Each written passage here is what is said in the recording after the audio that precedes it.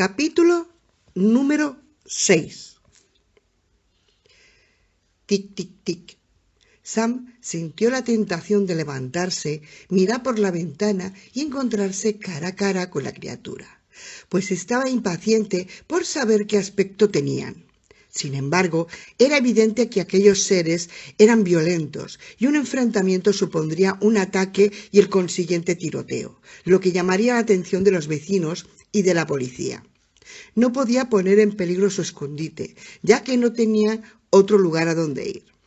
Agarró el revólver con una mano, mantuvo la otra sobre el lomo de Moose, permaneció donde estaba, escuchando. Oía voces sin palabras o tan confusas que a través de los cristales no se entendían lo que decían. La segunda criatura se había reunido con la primera en el lateral de la casa. Sus murmullos sonaban como una discusión en voz baja. A continuación, silencio.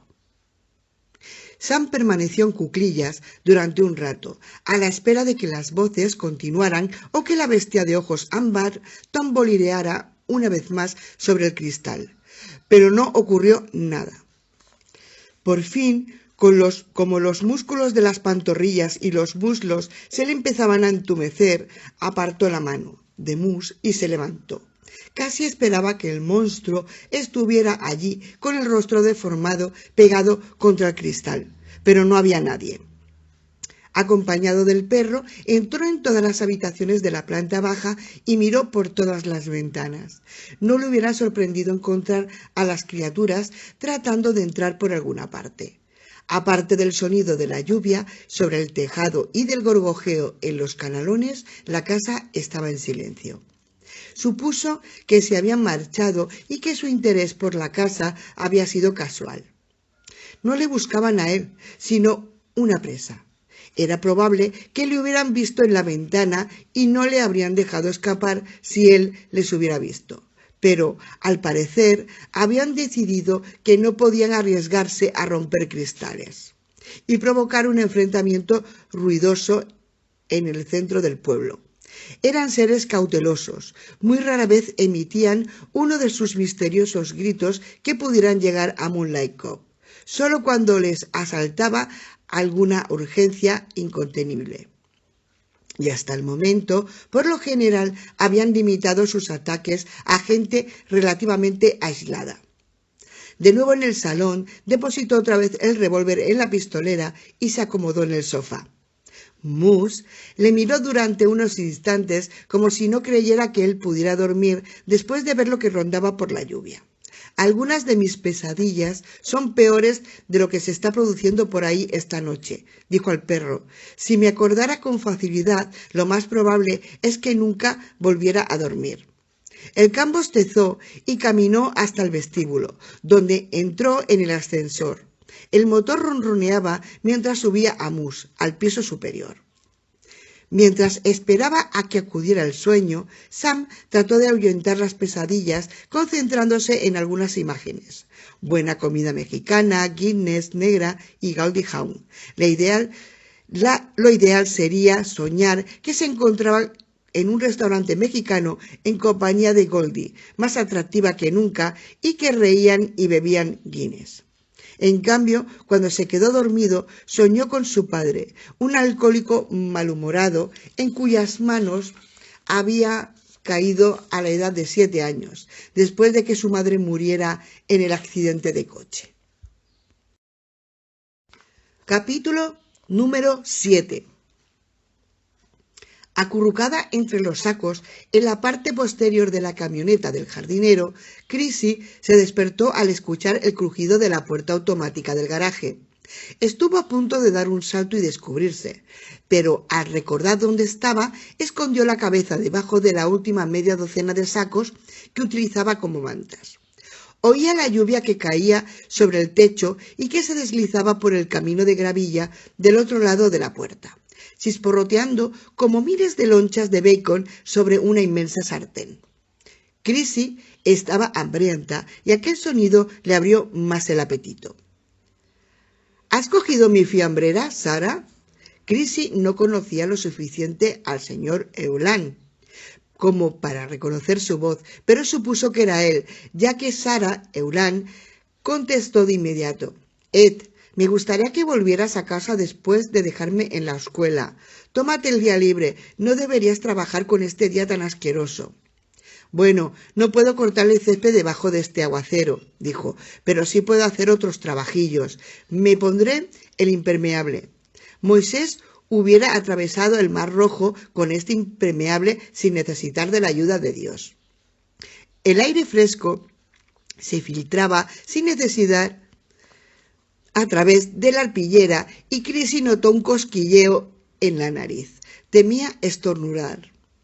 Niña tonta, estornuda y es descubierta por extraterrestres famélicos. Devorada viva, era un bocado exquisito, dice el jefe de los alienígenas.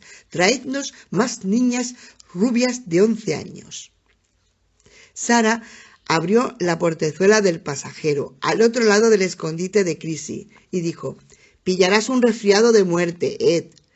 «¿Crees que soy una delicada violeta?», respondió él mientras abría la puerta del conductor y subía a la camioneta. «Creo que eres un diente de león marchito». Él lanzó una carcajada. «No me parece que pensaras eso anoche». «Pues sí, pero eres mi diente de león marchito y no quiero que el viento se te lleve». Se cerró una puerta, luego la otra. Segura de que no podían verla, Chrissy apartó la arpillera y sacó la cabeza. Se apretó la nariz y respiró por la boca hasta que el cosquilleo desapareció. Ed Eulan puso en marcha la camioneta y salió del garaje. Chrissy les había oído hablar en la cabina. No entendía lo que decían, pero parecía bromear. La lluvia fría le mojó el rostro y de inmediato volvió a cobijarse debajo de los sacos, dejando una pequeña rendija para respirar un poco de aire fresco. Si estornudaba ahora, el ruido de la lluvia y del motor del vehículo ahogarían el estornudo.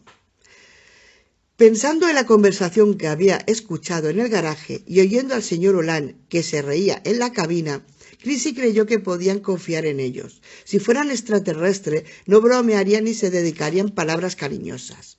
Quizá lo hicieran si representaban una comedia para los terrícolas, tratando de convencerles de que seguían siendo Ed y Sarah Eulan, pero no en la intimidad. Cuando los alienígenas se reunían, lo más probable era que charlaran de, planetas que habían invadido, del clima de Marte, del precio del combustible para platillos volantes o de recetas para cocinar a los seres humanos. Seguro que no hablaban como los Eulan. Por otra parte, tal vez los extraterrestres se hubieran apoderado de Ed y Sarah durante la noche y aún no se hubieran acostumbrado a su papel de humanos. ¿Acaso practicaran en privado para poder pasar por seres humanos en público?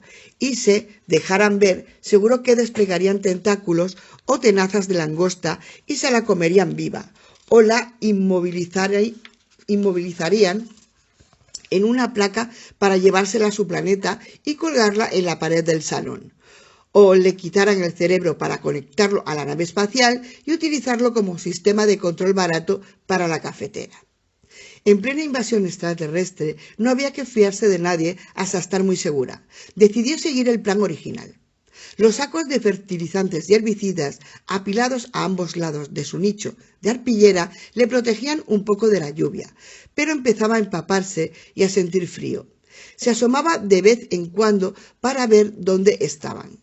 Al dejar la carretera y entrar Ocean Avenue, apartó la arpillera y comenzó a avanzar a 4 patas hasta el borde de la camioneta. En la cabina había una ventanilla, así que los Eulan podrían verla si miraban a sus espaldas. Tenía que mantenerse agachada, o el señor Eulan la vería si miraba por el retrovisor. Pero era preciso estar preparada para saltar cuando pasaran por delante de Nuestra Señora de la Merced. Avanzó a gatas entre los utensilios de jardinería y al llegar al extremo del camión se acurrucó allí con la cabeza gacha y soportando la lluvia. Atravesaron Shasta Way, el primer cruce de la entrada del pueblo, y se dirigieron al distrito comercial de Ocean Avenue. Se encontraban a 4 manzanas de la iglesia. A Crisi le sorprendió no ver a nadie por las aceras ni coches circulando. Era temprano, miró el reloj. Eran las 7:03, pero no tanto como para que todos los habitantes siguieran en la cama. Supuso que el mal tiempo tenía algo que ver con el aspecto desolado de la población. Nadie iba a estar paseando debajo de aquel aguacero, a menos que fuera absolutamente necesario. Cabía otra posibilidad. Quizá los extraterrestres se habían apoderado de tanta gente en Moonlight Cove que ya no se molestaban en aparentar que la vida cotidiana seguía siendo la misma, con la conquista completa en el plazo de pocas horas. Todos sus esfuerzos debían de estar concentrados en buscar aún los no poseídos. Pensar en eso resultaba demasiado inquietante. Cuando estuvieron a una manzana de Nuestra Señora de la Merced, Crisi se encaramó a la pared trasera del camión. Pasó una pierna al otro lado, después la otra, se agarró con ambas manos a la madera con los pies colgando sobre el parachoques trasero. Veía la cabeza de los Eulán a través de la ventanilla de la cabina y si miraban hacia atrás o Mr. Eulán echaba un vistazo al retrovisor, la descubrirían. Esperaba que algún transeúnte le gritara: ¿qué haces ahí colgada? ¿Estás chiflada? Pero no había ningún peatón y llegaron al próximo cruce sin incidentes. Los neumáticos chirriaron cuando el señor Eulán se detuvo ante el semáforo. Crisi saltó. El señor Eulán giró a la izquierda. Se dirigió a la escuela elemental Thomas Jefferson, en Palomino, un par de manzanas al sur, donde trabajaba la señora Eulán y donde en un día normal, Crisi estaría a punto de entrar en la clase de sexto curso. Cruzó la calle corriendo, metió los pies en un charco y subió las escaleras de Nuestra Señora de la Merced. Una sensación de triunfo la reconfortó, ya que creía haber llegado al santuario que la mantendría a salvo de todo. Con una mano sobre el tirador metálico de la puerta de roble, se giró para mirar a ambos lados de la colina. Las ventanas de las tiendas, oficinas y apartamentos apenas se distinguían entre las lluvias torrenciales. Los árboles jóvenes se doblaban por el viento y los más grandes agitaban sus hojas. Era el único movimiento, aparte de la lluvia. El viento era inconstante, soplaba a rachas, algunas veces dejaba de empujar la lluvia hacia el este y la recogían en embudos que hacía girar sobre el Ocean Avenue. Parecía un lugar fantasmal, poseído por las fuerzas de la naturaleza. En la esquina de la iglesia se detuvo un coche patrulla. Dentro había 2 policías. Ninguno la miraba. No estaba muy segura de poder fiarse de la policía, así que empujó la puerta de la iglesia y entró antes de que pudieran verla. En el mismo momento en que puso el pie en el pórtico de caoba y notó el aroma a mirra, se sintió salvada. Avanzó por la nave, introdujo las puntas de los dedos en la pila de agua bendita, hizo la señal de la cruz y caminó por el pasillo central al cuarto banco. Hizo una genuflexión, volvió a presignarse y se sentó. Le preocupaba mojar el banco, pero no podía evitarlo. Estaba calada hasta los huesos. Se estaba celebrando misa. Aparte de ella, había solo 2 feligreses, los que parecían una asistencia misérrima. Claro que sus padres solían acudir a la misa dominical y, según recordaba, solo la habían llevado una vez al servicio en día laborable, por lo que no sabía si la escasez de concurrencia era normal. No obstante, sospechaba que la presencia de alienígenas o lo que fuera en Moonlight Cove no era ajena a la falta de feligreses. Seguro que los seres del espacio eran atentos o, peor aún, adoradores de alguna cruel deidad. Le sorprendió ver que el sacerdote que oficiaba la misa con la ayuda de un acólito no era el padre Castelli.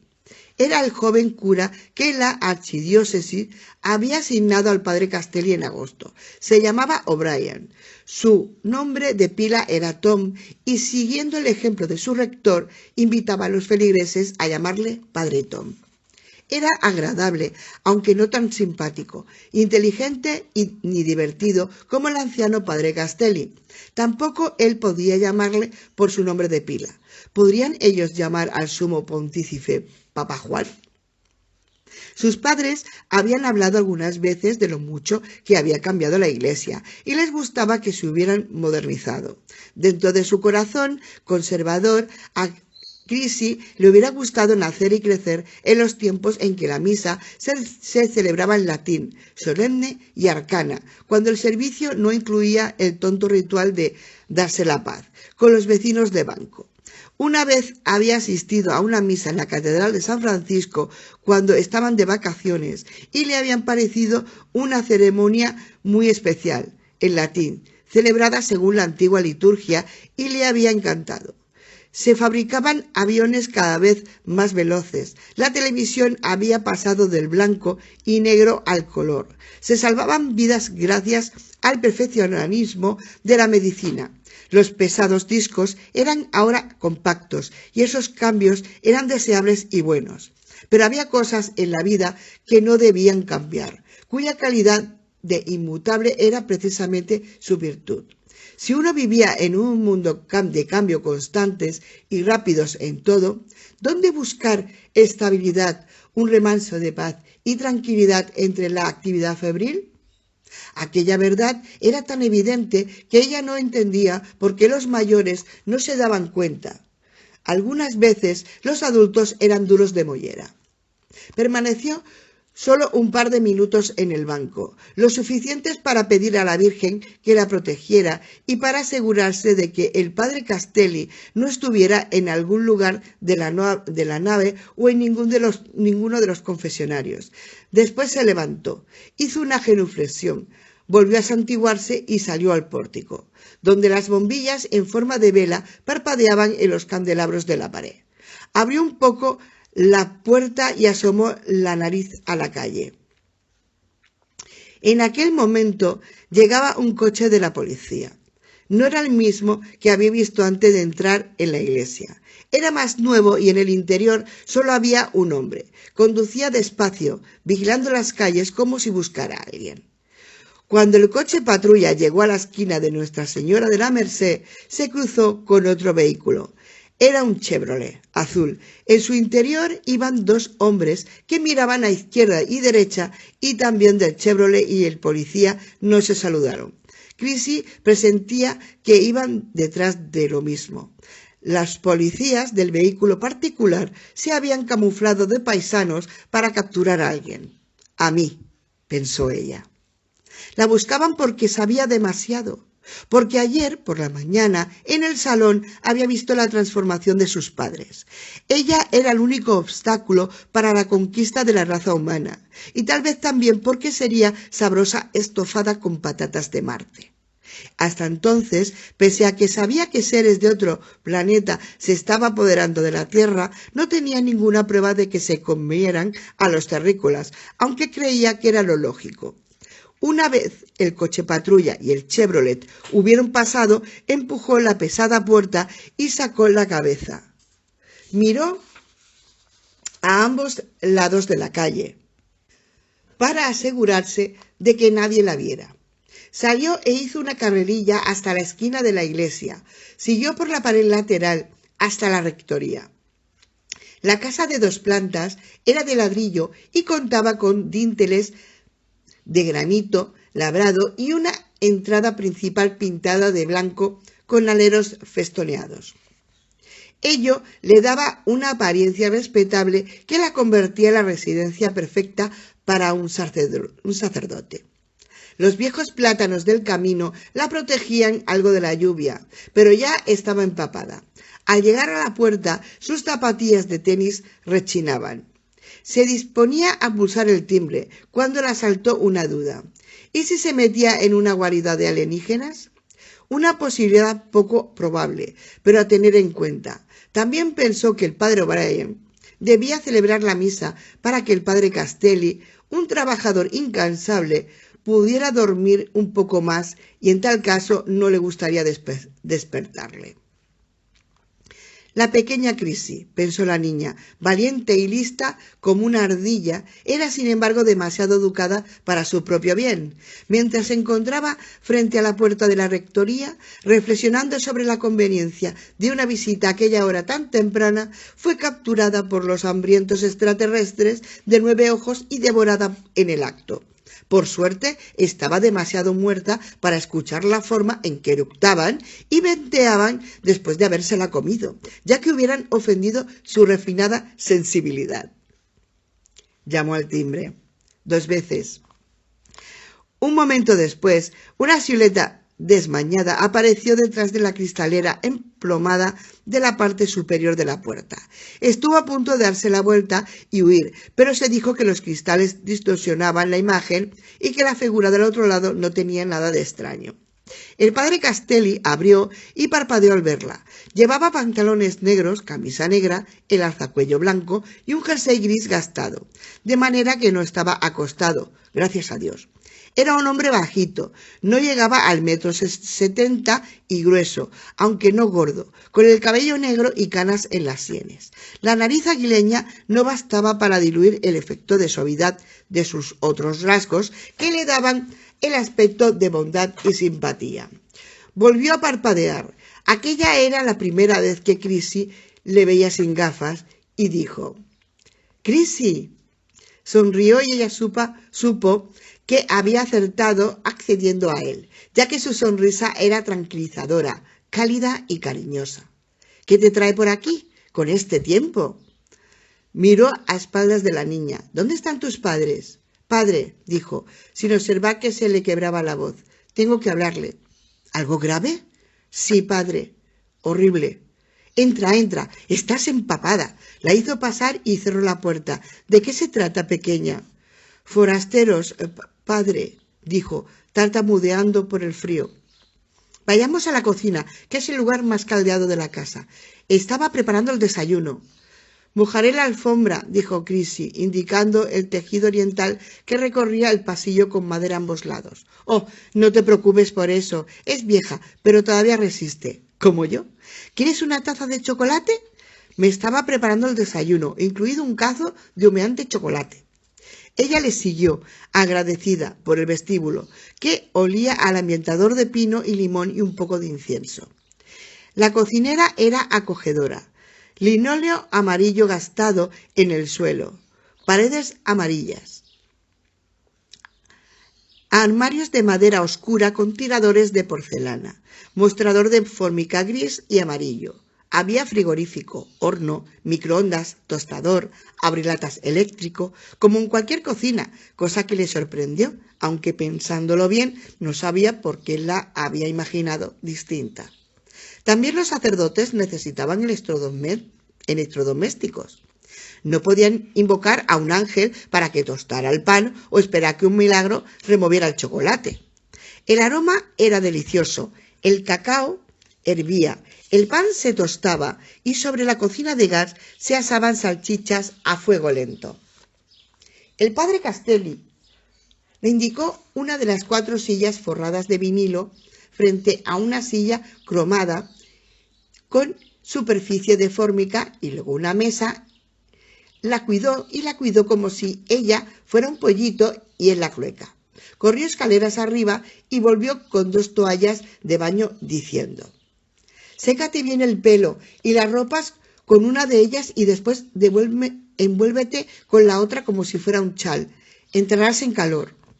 Mientras ella seguía sus instrucciones, el padre Castelli entró. La dejó sobre la mesa delante de ella. Te haré un zumo de naranja para tomarlas. Hay mucha vitamina C en el zumo de naranja. La aspirina y la vitamina C son como un puñetazo, expulsan un resfriado antes de que se instale. Cuando regresó con el zumo, la miró durante unos instantes, negando con la cabeza, y ella supuso que debía ofrecer un aspecto lamentable. «Mi querida niña, ¿qué diablos has estado haciendo?» Al parecer no había entendido a qué se refería cuando le había hablado de forasteros. «No, espera, me lo explicarás mientras desayunamos. ¿Quieres comer algo?» Sí, por favor, me muero de hambre. Desde ayer por la tarde no he comido nada más que 2 barras de chocolate Hershey. ¿2 barras de chocolate Hershey? Suspiró. El chocolate es una de las bendiciones de Dios, pero también una herramienta que usa el diablo para hacernos caer en la tentación de la gula. Se dio unas palmadas en el abultado vientre. Yo mismo algunas veces me he excedido con esa bendición divina, pero nunca, exageró la palabra, nunca. Y le guiñó un ojo. Nunca jamás volveré a escuchar la llamada del diablo. Pero verás, si solo has comido chocolate, se te van a caer los dientes. Tengo muchas salchichas que podemos compartir y me apetecía un par de huevos fritos. ¿Qué me dices de un par de huevos fritos? Sí, gracias. ¿Tostadas? Sí. También tenemos unos deliciosos bizcochos de canela y el chocolate, desde luego. Chrissy tomó las aspirinas con el zumo de naranja. Mientras el padre Castelli freía los huevos en la sartén, le preguntó, ¿te encuentras bien? Sí, padre. ¿Seguro? Sí, ahora estoy bien. Es agradable tener compañía para desayunar. Chrissy apuró el zumo. Cuando el padre O'Brien termina de decir misa, nunca quiere comer. Nervios en el estómago, sonrió. Todos son propensos al mareo cuando empieza. Durante los primeros meses pasan un miedo terrible en el altar. Es un deber sagrado, y los curas jóvenes temen que si se equivocan en algo, luego, no sé, les parece como un insulto a Dios. Pero yo no creo que Dios se sienta insultado con facilidad. Si así fuera, ¿haría tiempo que se habría lavado las manos sobre el destino de la raza humana? Todos los sacerdotes jóvenes llegan poco a esa conclusión y después se las pasan los nervios. Entonces regresan de decir misa dispuestos a comerse el presupuesto de una semana en un desayuno. Chrissy sabía que le hablaba para tranquilizarla. Se había dado cuenta de lo trastornada que estaba y quería calmarla para poder hablar de forma sosegada. No le importaba, necesitaba que la tranquilizaran. Los 4 huevos estaban en la sartén. El padre Castelli dio la vuelta a las salchichas con un tenedor y abrió un cajón, del que sacó una espátula, que dejó encima del mostrador. Mientras colocaba los platos, cuchillos y tenedores sobre la mesa, comentó, «Pareces más asustada, Chrissy, como si acabaras de ver un fantasma».